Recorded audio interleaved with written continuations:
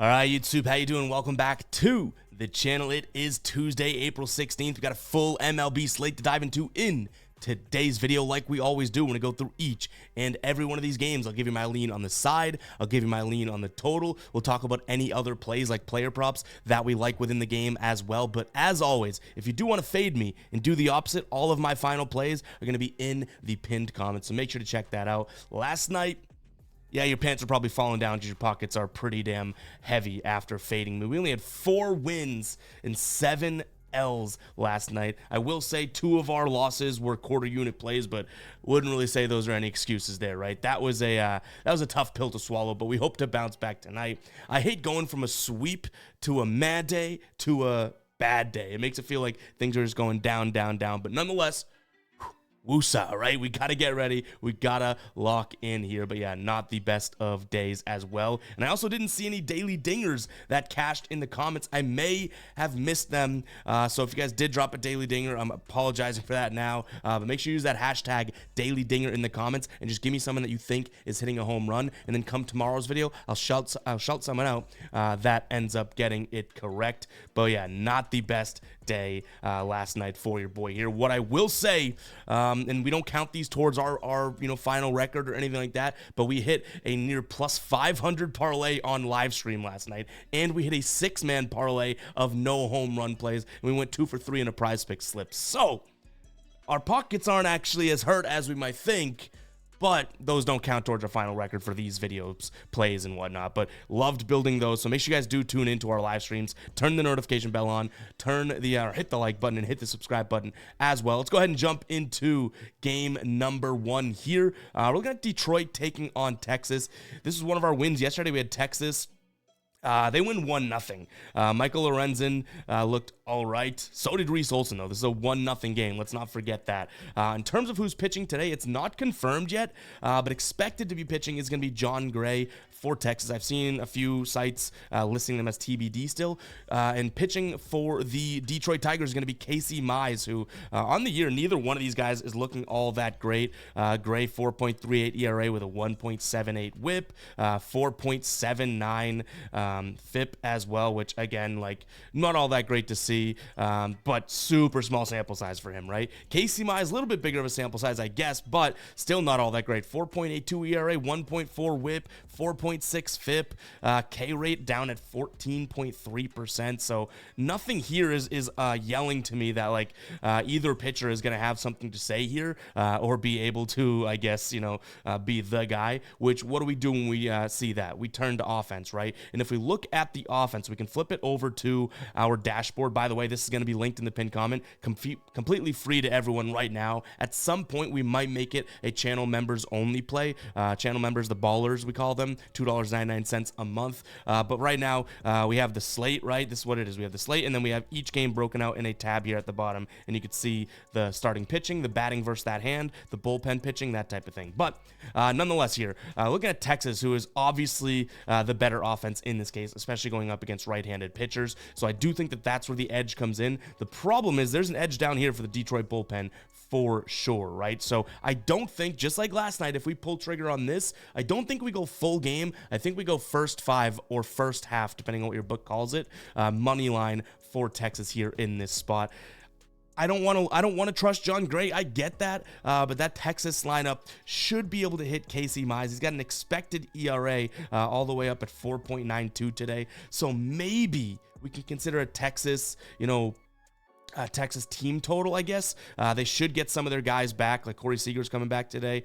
So they should have some of the bats in their lineup that they didn't have yesterday, which will be good. So maybe we consider a Texas team total first 5 over or something like that. But I do like Texas through the first 5 as well. Just kind of hope that John Gray can get his stuff together. When he had his start against the A's, that wasn't it, dude. And from a player prop perspective, I don't hate the thought here of Adolis Garcia over 1.5 bases going up against a righty like Casey Mize today. Adolis Garcia last year has a 50% extra base hit percentage against right-handed pitchers. So yeah, when he's getting a hit, it's looking pretty damn good. And like I said, Casey Mize, his expected numbers aren't all that great today. Expected slugging right around 40 or 430, expected WOBA at 350, and like I said, ERA at 492. So I don't mind his spot today, Dallas Garcia, and you're going to be getting plus money on that as well. Plus 110 right now for over 1.5 bases on FanDuel. Most sportsbooks have this in the minus. Next up, we have Baltimore taking on Minnesota here. I leaned towards Baltimore yesterday.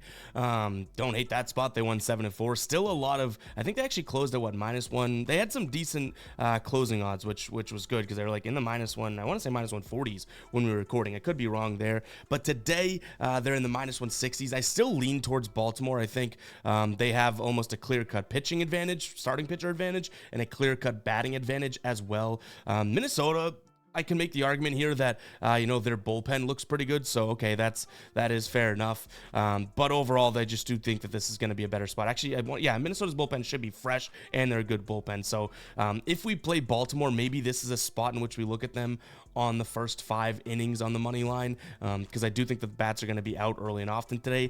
Going up against right-handed pitcher Chris Paddock, who, I mean, it isn't great, right? Like, I don't know what to say about it. He has 2 starts throughout the year. He's not making it deep into games. So you look at it and it's like, oh, 2 earned runs, 5 strikeouts, 2 strikeouts, only 2 walks, whatever. But he's only pitched 4 innings and 4 2/3. Like, the guy can't make it into, deep into the games. Going up against Grayson Rodriguez today, who I do like and I do think has had a decent season here. 2.5 ERA, 1.17 WHIP, 3.91 FIP. So in an under 10% K rate, which is kind of like middle of the pack, I guess. Not K rate, walk rate. But I do think that there's a pitching advantage there. He's pitching deeper in the games. We can kind of judge this one better than Paddock. If you're on the Twins today, you better get scared because Paddock is not all that great, and he doesn't have a batting lineup behind him that hits right-handed pitchers all that well. Worst team in average against right-handed pitchers in the last 14 days. 3rd most strikeouts in terms of percentage in the last 14 days. On-base percentage, dead last as well. Just not something that you're looking to see here. So give me Baltimore on the money line, but I'm going to keep an eye on that first 5 line as well. I do think that this is a spot in which, Grayson Rodriguez should have a good start. These guys shouldn't be able to hit him all that well. It's just a matter of Baltimore had 7 runs yesterday. Are they going to wake, they're going to not wake up. They're going to stay awake, be able to do something like that again today, because first 5, we have about half the game for them to put up runs, right? But I still do like the spot here. Give me Baltimore. And then in terms of a total, I don't mind taking a peek at the over because I'm kind of banking on Baltimore's offense, but maybe it's a team total move for me because I don't think I can trust the Twins in this spot either. And by the way, I don't think I gave my total lean for the Rangers here. I think I would look at the first 5 over as well in that game because I don't trust either pitcher. I forgot to mention that in that game. But yeah, give me this Baltimore Minnesota over, but I'm more likely leaning towards Baltimore's team total over because I just read off how bad in the last 14 days those Twins bats have been against righties, right? All right, next up, we got Philadelphia taking on Colorado. This game yesterday was a 2-1 win for Philadelphia.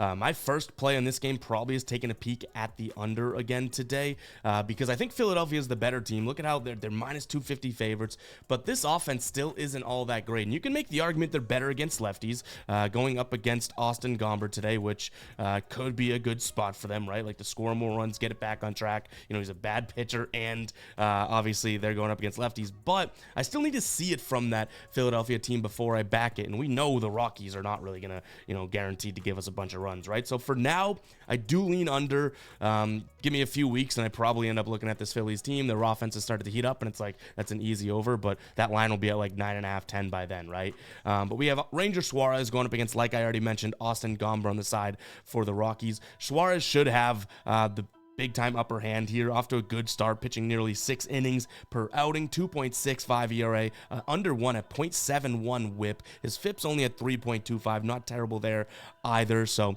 I like his spot to be able to have a good outing. Colorado's lineup isn't that terrible against left-handed pitchers though. 12th in average over the last 14. 4th in on-base percent or OPS, 2nd in slugging, 2nd in ISO. So maybe Suarez does have his work cut out for him. They're also striking out the 11th fewest times against lefties. So Ranger Suarez's strikeout line is up there at 6.5 here. Maybe something to consider in terms of where we go. I know that he's more than capable of striking out 6 guys, but last time he played them, it was last year. He had 4 strikeouts, only pitched 4 innings, and he's had only more than 6 strikeouts strikeouts in his last 10 games 3 times, but in, I believe, 2 of 3 this season. So kind of sketchy there, but like I said, like this isn't necessarily a terrible strikeout team against lefties.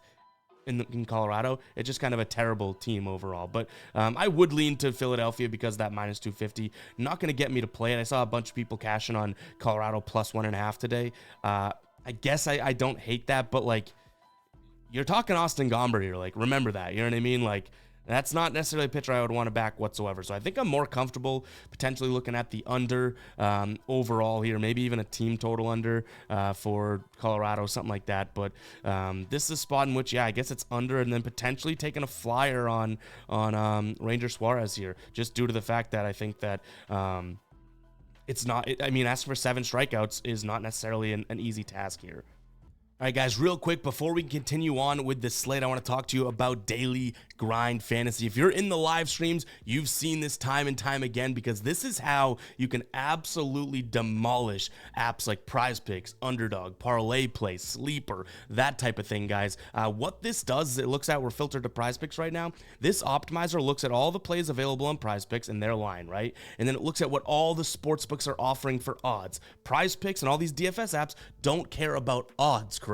So why would you put a plus money play into your slip when you can put a minus 142, minus 135, minus 140 average sportsbook line play into your book? Sportsbooks have been around for forever, right? So the more juice they make a play, the more likely it is to hit. They have that down to a science, whereas Prize Picks doesn't take into account odds. So you can see they have a percent odds to hit here and everything like that. Really, really cool tool. Go head over to the link in the pinned comment. You gotta use code GUYBOSTON. Gotta use the code GUYBOSTON, GUYBOSTON. You'll get 25% off. Again, I'll link this in the pinned comment. This has been such a clutch tool for me, and I mean that, over the years with Prize Picks. And if you've been in the live streams or seen me on TikTok or Instagram, you've seen it time and time again, because it's such an easy and quick way to find valuable plays. Tyler Fitzgerald, total bases over 0.5. We don't even need to really do much more research on that, right? Sportsbooks have this juiced, so you know what? It's more likely to happen. If you want to go further and look into it and prove it out and vet it out, sure, but sportsbooks usually bake in everything that we're going to look at. So really, really cool tool, guys. Again, that link is in the pinned comment. You must use code GUYBOSTON to get the benefit and the discount, but go check it out. Daily Grind Fantasy, really, really, really cool tool. Let's jump back into these games. Miami taking on San Francisco. I kind of cringe when looking at this because I just don't really, I don't like Ryan Weathers. I know that. But I also don't necessarily know if I'm fully behind Jordan Hicks here. Though you can make the argument, say, hey, look at what he's done. I guess like he looks good, to start the year, right? But to me, I just, for whatever reason, cannot seem to get behind it. But Miami, not the best offense, right? Like not looking great whatsoever. So I think it's safe enough to lean towards San Francisco. That was one of our cashes yesterday. So like I said, I kind of cringe when I say it, but I do think that I'm going to look at this spot and say, all right, let's look to pull the trigger on San Francisco. For odds that you're getting there, minus 135 over on FanDuel, not the worst, but kind of close to being priced out. But this Weathers pitcher has just not looked great, right? His ERA looks actually decent, but he's been walking guys. Like for whatever reason, I got a bone to pick with Ryan Weathers, but his good. Who did they just play last that he had a really good outing against and kind of seemed like he shut some people up, or shut me up? Yankees. He pitched 5 innings, 3 hits, 0 earned runs against the Yankees. Only 1 strikeout though. So yeah, I don't know. I got a bone to pick with him. I just cannot seem to get behind him. But I'm also not the biggest Hicks guy either, and that's who's pitching for San Francisco. So I'll lean towards San Francisco. I think they have the pitching edge as well as the batting edge. Maybe even the bullpen edge as well. But neither one of these bullpens is all that ecstatic. I'm ecstatic to bet on them. So I'll probably take a peek at this one. Maybe San Francisco first 5. But I mean that Miami bullpen is so bad that we could consider full game, even with some of the San Francisco bullpen guys being taxed, honestly. In terms of player props here, I almost want to look at Jordan Hicks under in strikeouts, but this Miami team worries me. So for his purposes, I don't necessarily hate it. But for him going up against Miami, it's like, I feel like I could get 5 strikeouts against Miami. You know what I mean? So a little worrisome there. But to start the year here, he's cashed the over 4.5 in 2 straight games, but they have it juiced at plus 130 today, so they don't expect much. In his last game against Washington, 2 strikeouts. through 6 innings. So he's not necessarily a strikeout machine here. His first 2 games look good, but not necessarily. And they were both against the same team, San Diego. Like maybe he's just good against San Diego, right? In terms of a total, I know I just said I don't love the offense or anything like that, but I do think San Francisco comes to play offensively today. They're batting lefties, really well, and I think that we can potentially back them. So I'm going to lean towards the full game over overall, as well as potentially looking at San Francisco's team total over if we can get it at a good price tag, because his total's at 8.5. So if we can get 3.5 or 4.5 for manageable price, could be a spot in which we decide to invest in today.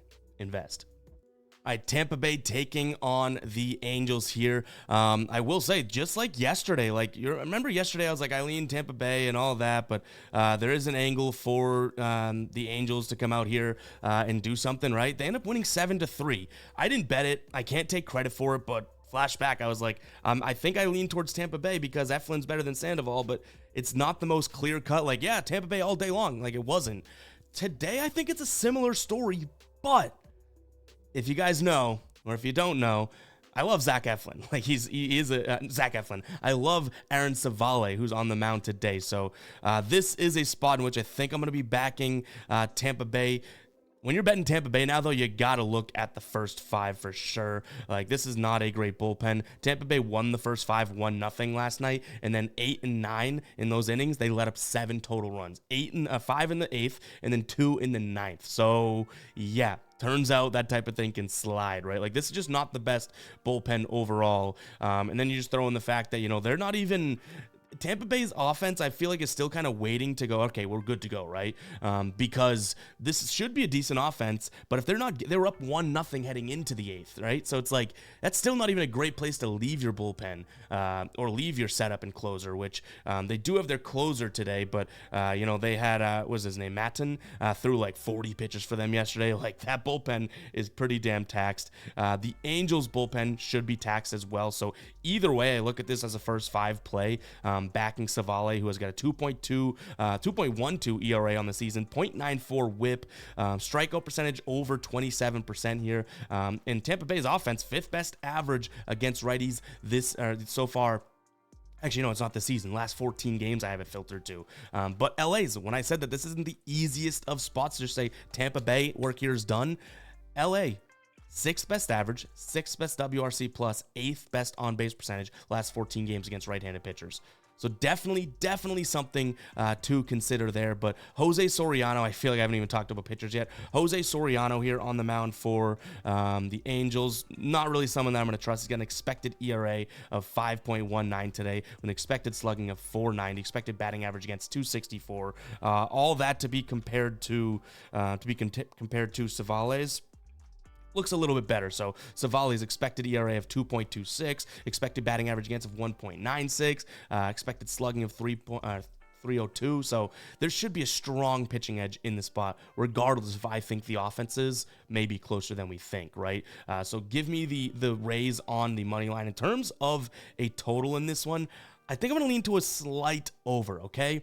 Like I said, I like Savale, but if Tampa Bay can get out to a hot start against Jose Soriano, I'll give the Angels bats in the last 14 days a little bit of credit to maybe poke a couple, maybe put up a couple runs here. So 8.5 could be doable, especially with the absolute horrendous bullpens that we have right now.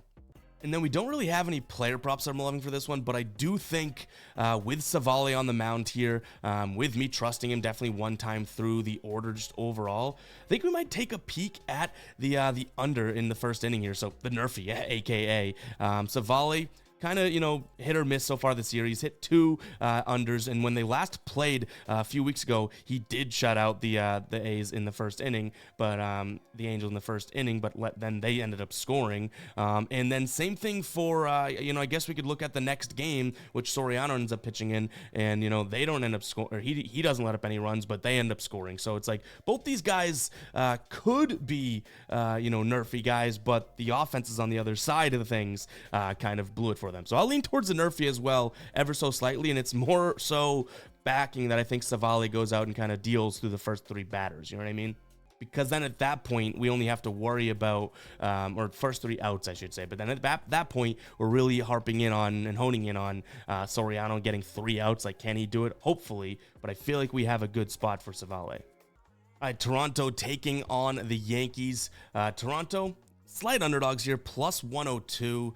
They get the win yesterday, 3-1 in a low-scoring game. Rodon on the mound for the Yanks today. On the season, he's got a 1.72 ERA, but his whip's up at 1.5, FIP up at 4.6. Going up against Kikuchi here, or Kikuchi. Probably not saying that right, and never will. He's got a 2.3 ERA with a 1.28 whip, 2.87 FIP, which you do like to see, and he's striking out plenty of guys this year with a 37.2% K rate. But neither one of these teams massive strikeout teams against left-handed pitchers here. You have the Yankees actually have Toronto, who's the #1 team against lefties in strikeouts, going up against the Yankees, who are the #3 team in strikeouts in terms of the fewest in terms of percentage from batting. So we're not going to be targeting any strikeout props or anything like that today. I'm going to give a slight edge to the Yankees in this one, because I do think that they bounce back offensively and they grab this one. Now, Kikuchi is kind of scaring me. He has 126 plate appearances against current guys on this roster, 239 average. Expecting average batting average goes up a little bit to 251. Expected slugging 483. Expected WOBA 350. So I don't necessarily think it's going to be a bad spot for him, honestly, but we could look at the Yankees' full game here, because this Toronto pen is not all that great, and I think the Yankees have a damn near clear-cut advantage in that one. They have a rested bullpen, whereas Toronto's bullpen's already not all that great, and their setup, or two of their late inning guys, I should say, went yesterday. So there could be a chance where they're fresh enough to throw. But if the Yankees can kind of get to Kikuchi a little bit, then I think that they win innings, 6 through 9, fairly, not to say dominantly, but fairly dominantly. Like, it's a good bullpen going up against a bad bullpen, and that bad bullpen is taxed. So I'll take the Yankees in this spot, even though they are the favorite. And I know we're looking at a decent amount of favorites today in the video, but it is what it is. Long baseball season, right? In terms of a total in this one, the bullpen of Toronto scares me, so I think I'm going to lean first 5 under. Like, I think that this is going to be a Yankees, could be a Yankees 2-1, 3-1 through the first 5, if they can get to Kikuchi. So I do think that, that's going to be imperative. He's obviously, I already mentioned someone that scares me, but I think the Yankees bats bounce back today. And they've been batting lefties well this season. 9th best average, 3rd best WRC+, 3rd lowest K percentage, 2nd lowest walk percentage, 3rd best on base percentage, 5th best OPS. So they should have a batting advantage here. And as good as Kikuchi is, they should be able to get him just a little bit here. But I do think that, I don't think that this is one that gets blown out of proportional one if we're looking at an under. All right, in terms of player props in this spot, one that I like the odds for is going to be Justin Turner. Over 1.5 player bases. That's plus 120 on FanDuel and minus 105 on most average sportsbooks here. So I do think that could be a spot in which we look. The problem is he's going up against Rodon today, who Rodon's going to throw 61+% fastballs, and Justin Turner, not like the ultimate fastball hitter. So it's an EV play. You're getting some value on FanDuel, almost 20 cents of value, more than 20 cents of value.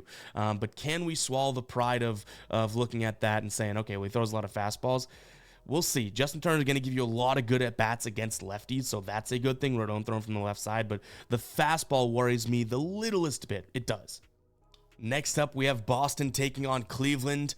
This is going to be an interesting one because we do have a few plays that we like in this spot. We have Tanner Bybee on the mound for Cleveland, who he has one decent start, but then he plays the White Sox, 4 1/3 pitch, 6 hits, 5 earned runs, 1 home run, only 2 strikeouts, and it kind of kills his ERA and stats here. Going up against Garrett Whitlock, who has looked good this year, but I don't know if we can trust. We're starting to see some of these Red Sox pitchers come back down to earth, right? So I sit here and I'm like, all right, he's got a 1.26 ERA, but if you look at his expected ERA, it's in the 4s. But Tanner Bybee's is in the 7s, so it's like, whoa, that's pretty tough. I think we have a pitching edge. Player-wise, it should be Bybee, but not this season so far. So pitching edge slightly to Boston, but there should be a clear-cut hitting. If we flash over to our dashboard here, you could see batting against right-handed pitchers. Boston, last 14 days, absolutely coming back down to earth. Bottom, 20 percentile in most of these stats, and you can see they're in the red when it comes to our algorithm that we built out on Google Sheets. They do have, a decent bullpen, but then we look over to Cleveland, who has one of the better bullpens in the league this year. So I think we have to look at Cleveland in this spot. I just can't get myself to the Red Sox. Cleveland obviously taking a big win yesterday, but all of that came late in the game. The first 5, there were 0 runs. Then we go to the 6th inning, 0 runs, and then 7, 8, 9, Cleveland scores 2 runs in each of those games. So definitely something to note there that they finished. That wasn't like a complete game that was played well from the Guardians. You know what I mean? Red Sox bullpen should be kind of sort of taxed a little bit in Cleveland as well. So bullpens here should be kind of, square with one another so we can trust the raw numbers, which is Cleveland with a better bullpen as well. Give me Cleveland in this spot. I also don't mind taking a peek at the Nerfy. I know I said Garrett Whitlock's going to come back down to earth, and Tanner Bibes looks pretty bad right now. But overall, these are 2 pitchers that I think if there's one thing we could say about them, they're not bad at getting through the order one time, right? So this could be a decent spot. Bibes hit the Nerfy in 2 of 3 games this year, and the only one that he didn't was in that White Sox game when he just absolutely looked like dog water anyways, right? And then for Whitlock, Seattle and LA got out of those innings, and then Baltimore was the problem, but Baltimore obviously a really good offense. So I think looking at the Nerfy in this spot could be a good play. I think I'd go full game over, though. You can get it at 8.5 right now, but this is probably more of like I'd look at the Guardians, but maybe the Nerfy being even my favorite play in this spot. Now, from a player prop perspective, we do have a player prop we don't mind in this spot. Tanner Bibee, like I just said, the Red Sox stink against righties, and they kind of do, 25% K rate, but Tanner Bibee's K rate looks good on paper. It's at 25.6, right? But that's because he had 9 strikeouts against Minnesota.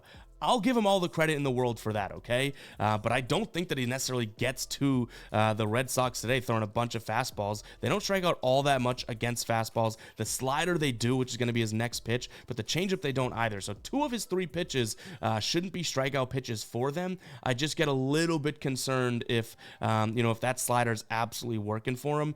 He could do it. But 5.5 strikeouts, I think, is a little inflated after a 9 strikeout game against Minnesota. Last year, he was, averaged right around, I think it was like 5.6 Ks per game. So this was his average this year. 2 of 3 games, he's gone under. I don't mind it. All right, next up, we have the Mets taking on Pittsburgh. Mets win this one yesterday, 6-3. But on the mound today is going to be Jared Jones, who I have definitely liked so far to start the year. I bet against him in his first start, and then I was like, all right, bring it back down to earth, man. The dude's good. Going up against Jose Quintana. I want to back Jones, and I think I do lean Pittsburgh for the plus money because I do see the value there. But let me explain why that may not be a final play for us. This is a Pittsburgh team going up against lefties last 14 days. I'll just show you, actually. Way easier. Look at this, all red across the board here, whereas the Mets are batting righties really, really well. But I do, again, want to trust what we've seen out of Jones this season and some of the good stuff that we've seen. So I'm trusting him to say, okay, you know what, we're pitching into the 6th inning. He's striking out a bunch of guys. My one concern is him preventing guys from scoring or having earned runs. That's not his forte. But if he can get a bunch of Mets to fan, I don't necessarily think they score as many runs. One of the reasons why the Mets have been so good against right-handed pitchers is because they barely strike out against right-handed pitchers. So they're getting guys on base constantly and that type of thing.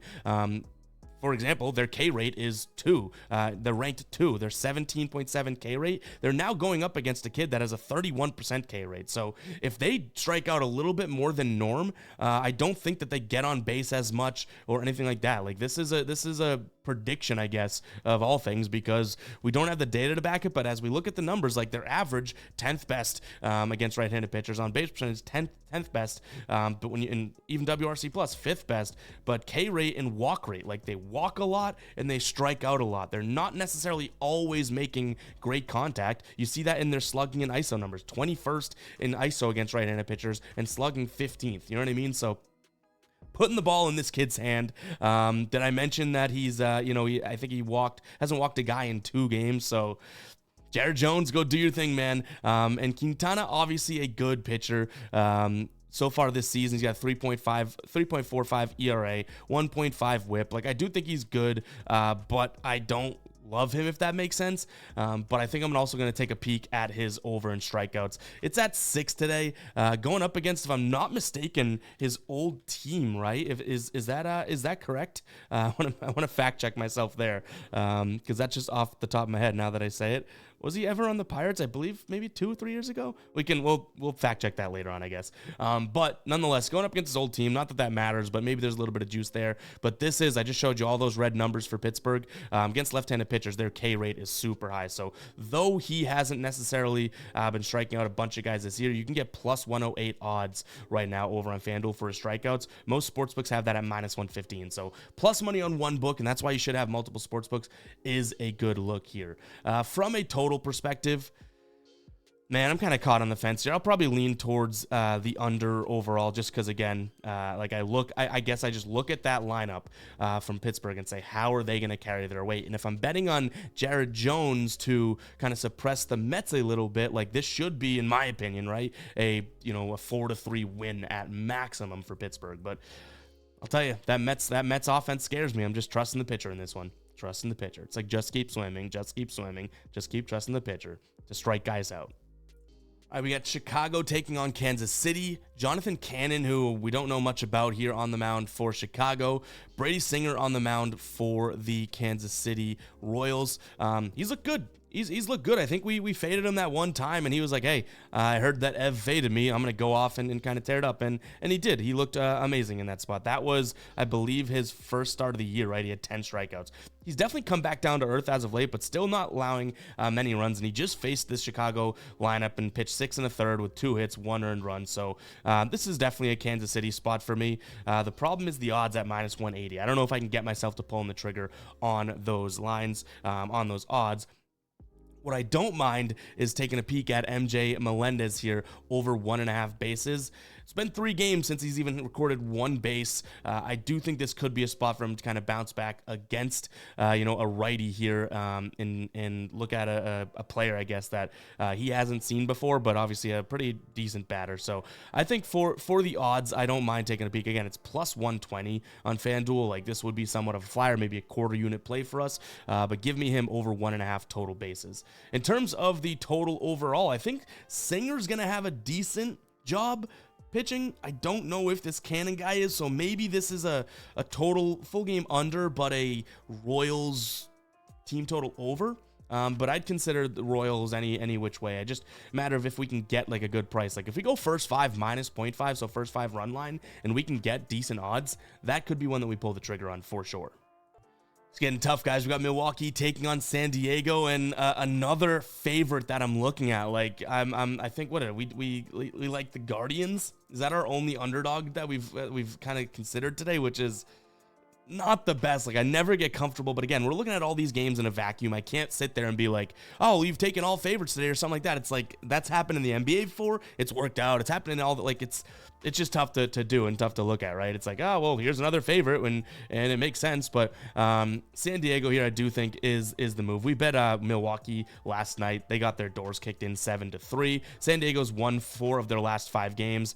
2 of those against the Dodgers, 1 against Chicago, and 1 against Milwaukee. So they're facing some of the hottest teams in baseball and winning. And they got my guy Dylan Cease on the mound today, who obviously I do love and I talk about on the channel plenty. 2.16 ERA to start the year, 0.84 WHIP, 2.71 FIP. I like this guy. There's no doubt about it. My concern is that Milwaukee, batting right-handed pitcher, still very, very well. But can we give San Diego a little credit going against lefties here? Going up against lefties, Wade Miley on the mound for them, 2nd WRC plus, best walk rate, best on-base percentage, best OPS, 3rd and 4th in ISO and slugging. Like, this could be a spot in which it's like, yeah, Milwaukee is a great offense. No one's saying they don't. But can San Diego stick with them? Is San Diego able to, be right there with them? I wouldn't say no, right?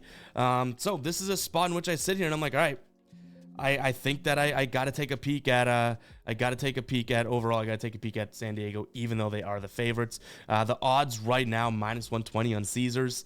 So yeah, it's a little bit juicy too for betting against a really good Milwaukee offense, but I'm trusting Dylan Cease. Could be a first 5 play for me though. This bullpen for San Diego, I don't necessarily love. And I guess, you know, overall, in terms of they're taxing Milwaukee, better bullpen, and they're not even touched. Whereas San Diego's bullpen did have a decent outing last night, and the game before, certainly a bunch of those guys went, some of their best arms. So maybe this is a first 5 play for me overall. When it comes to player props in this spot, my only lean, not even a player prop, when it comes to the total, I lean towards the over. And then when it comes to player props, I don't really have much that I'm loving. Maybe taking a peek at, you know, Cease's under in walks. Kind of crazy. I get it. He walks a decent amount of guys when he doesn't have stuff. But if there's one thing, we can flash this up again as a visual. If there's one thing Milwaukee isn't doing all that great, you know, it's drawing walks. And why is that? Probably because they're freaking hitting the ball a bunch. Like, I can understand that, but doesn't matter. You still put that in a vacuum. Maybe there is some value on Cease there. And let me see what his walk odds are now that I say that, but I don't know if we can get it. Let's see. Let's see if it's out. All right, Dylan Cease, his walks 2.5. He stayed under that in every game this year. Milwaukee not walking, you know, a bunch. Maybe this is the move. Maybe that's the player prop move. I like that I called the total a player prop too as well, right? But I lean towards, all right, San Diego, the over, but San Diego probably on the first 5, the over, and then Dylan Cease under in walks. How about that? Let's get out of town next game. Before we do, guys, go ahead and comment 36. You made it 36 minutes into the video, and I know I talked about it yesterday, so I'll talk about it real quick again. We get a bunch of comments or DMs being like, the videos are too long, or the guppies being like, your voice is so annoying. I'm like, yeah, I know. But it's I think these long videos are more, you know, one, fun to record. They're a grind, but I love talking about everything or even having some verbal diarrhea. You guys will notice I don't edit out a lot of the things that I probably should edit out if I'm ranting or I say something wrong or don't know something, right? Or we have to figure out live, like what Dylan Cease's walks line was. So hopefully you guys do appreciate the rawness of this video. So hope you guys do appreciate that, but comment 36 to let me know if you do. You made it 36 minutes into the video, but now let's go ahead and move into the rest of the games. All right, Houston taking on Atlanta. We had the over in this game yesterday, and Atlanta tried to do it for us, right? They ended up scoring 6 runs. They had 2 early. We hit the Yurfie in this game, which is great to see. I do think that could be a potential again, so maybe I lean that way, but not as much as I love it yesterday. But I do think Atlanta gets to Houston and Hunter Brown pitching today. They have Ronaldo Lopez on the mound for Atlanta, who looked good and has looked good in his first couple starts this year. To be honest, like, I feel like I haven't seen enough of him over the last. He didn't pitch for 2023, right? So I didn't see enough of him. Haven't seen enough of him in the recent history to really truly back him. He played against the White Sox, and then the Mets gave him a good, you know, he had a good showing against the Mets, but I want to see more before I can truly back him. So I am going to back him. Don't get me wrong. But before I can be like, oh my God, Atlanta all day long, they're going to crush him. I just think this is going to be an offensive game again. I know it blew up in our face yesterday. It wasn't an over, but I'm going to lean towards the over again. I don't think Houston's going to necessarily struggle against him or shouldn't. In his 52 plate appearances against this current Houston Astros roster, 283 average, 351 WOBA, an expected WOBA of 397, expected slugging of 548, and then an expected batting average of 296, right? So it's like he should get hit around a little bit, and then you have freaking Hunter Brown over here, expected batting average of 372 against this current roster. So, yeah, I don't really back him whatsoever. In fact, his ERA is at 16.4, and it's like, that's absolutely absurd, right? His expected ERA doesn't even really drop, like, all that much. So 16.4, it's like, that's crazy, right? His expected ERA must be lower, 9. Like that's still absurd. So you're not going to catch me back in Houston. This is one where I'm taking another favorite, but like I can't get to the Houston side of things. But I do like the over overall. I'm just hoping that Ronaldo Lopez kind of comes back down to earth, I guess, in a sense, which is something that I say a lot and doesn't always happen. But in terms of any other plays in this game, like I said, I like the over. Player props, I'm almost considering his Ronaldo Lopez's under 4.5 strikeouts. This would more or less be a plus EV bet because we have the value here. It's plus 112 on FanDuel at the time of recording, minus 126 or minus 116, excuse me, on most sports books. So I don't necessarily hate it, but again, we've seen him look pretty good. His first couple starts this year, he had 5 strikeouts and then 6 strikeouts. For him to not get 5 again would be breaking his trend, but this is a good Houston lineup, and I believe against right-handed pitchers, one of the top teams in the league for not striking out. So maybe that's a player prop move there. Maybe. All right, finally, we move on to me liking an underdog today. We do have a couple of them coming up, so don't worry. But we got the Cubs taking on the Diamondbacks here. You tell me that Tommy Henry's on the mound, I will tell you I'll take the other team. Even if it's the Rockies, which, I mean, funny how that works out, even if it's any team really in the league, because I cannot trust this guy. But, I chuckle at that Rockies one because he didn't have the best outing against the Rockies. I believe they ended up winning the game, but he let up a few runs and a home run in that game. But overall, I like the Cubs today. They do have Kyle Hendricks on the mound, this dude, Kyle Hendricks, is such a headache to watch and such a headache to bet on. I shit on Tommy Henry, right? You look at Kyle Hendricks' numbers this year, and it's like, wait a second, is that a batting average for his ERA? It's 12.08. Like, what is he doing, right? I will say, it's not like he's had the easiest go of teams, right? So far this year, he's played Texas, he's played the Dodgers, then he's played San Diego. So that's kind of like let's give him a little credit in terms of, or at least give him some slack, right? Whereas you have Henry, who's played Colorado twice, and Colorado's tagged him up twice, right? Like, so, I mean, you look at it, and it's like, I don't care if his numbers are terrible. This should be a spot for progression from him. And if it's not, then we can start being like, okay, like, this is not a very good pitcher, right? But backing Tommy Henry is just something that I think is ludicrous right now at this point. So I'll stick away from it. Give me the Cubs here, plus money. In terms of offenses, I do think the Cubs have a strong advantage as well. This Arizona team not batting right-handed pitchers all that well whatsoever. And in Hendricks's, he's a bunch of plate appearances against these guys. 246 plate appearances against the current Arizona Diamondbacks roster.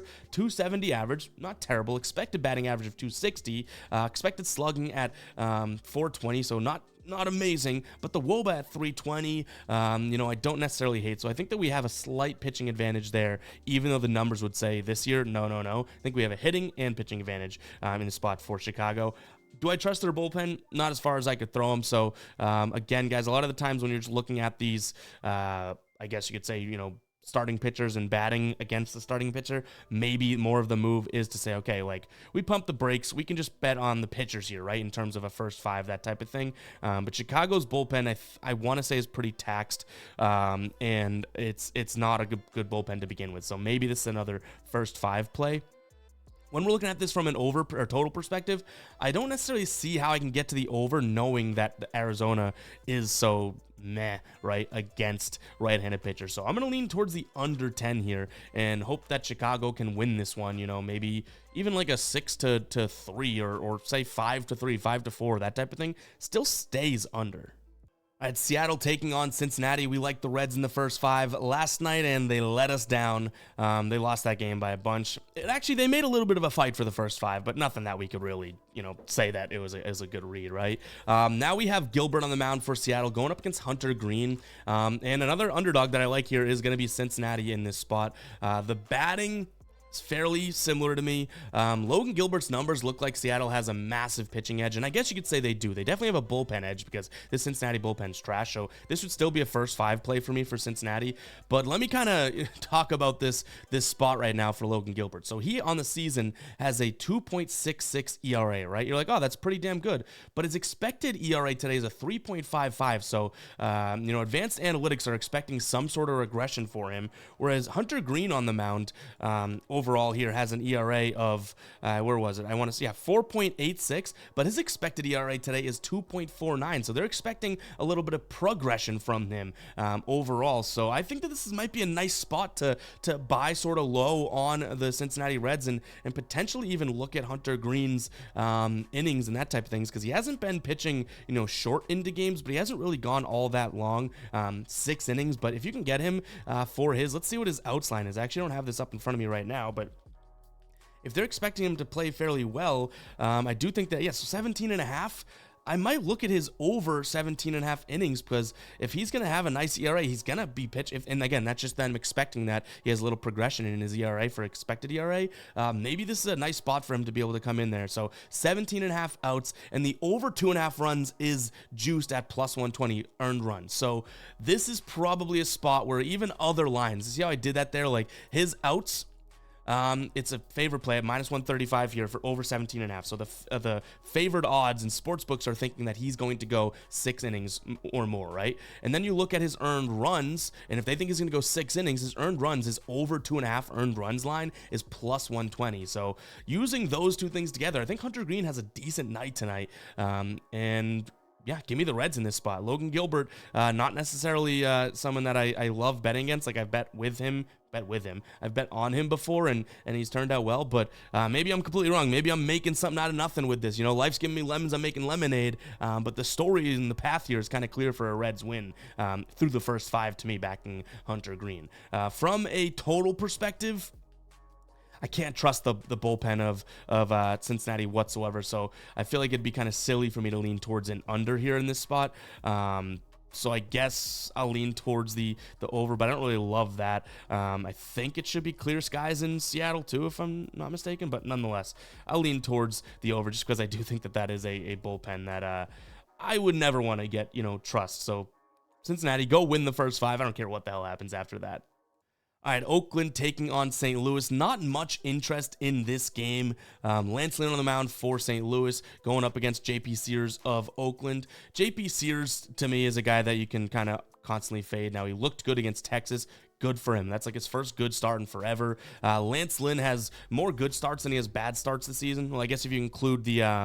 yeah, he does have more good starts, right? I think he has 1 good start against the Dodgers, and then 1 good start against another team, but I know the bad game was against Miami, where it's like you couldn't handle that team. But I'll back Lance Lynn here and St. Louis and lean on them on the money line. From a total perspective, I'll lean towards the under, just ever so slightly. Again, this is not a game that I really am in love with.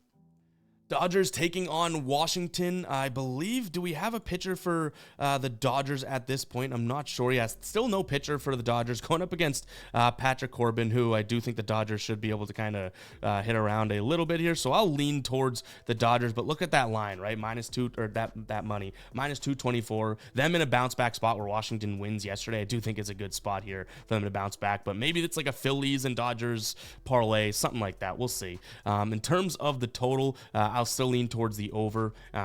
Regardless of who the Dodgers is pitching, I don't think it's going to be any big name, right? And then in terms of being able to look at Patrick Corbin, I think that he might let up a few runs. So I'll take the over in this spot as well. And guys, long video. That's going to wrap it up for today's show. Hope you guys did enjoy. Hit that like button. Hit that subscribe button. You know, it's secret. We already did the, what was it, 36? If you made it this far, comment 47. Even if you already made it 36, that'd be damn impressive if someone makes it 47 minutes into this video. Appreciate the hell out of you. We'll catch you guys in the next one, all right?